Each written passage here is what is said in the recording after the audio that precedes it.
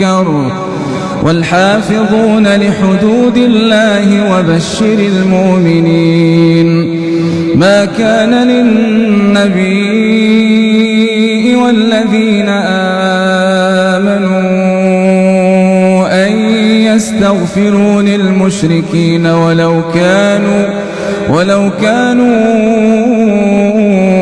أولي قربى من بعد ما تبين لهم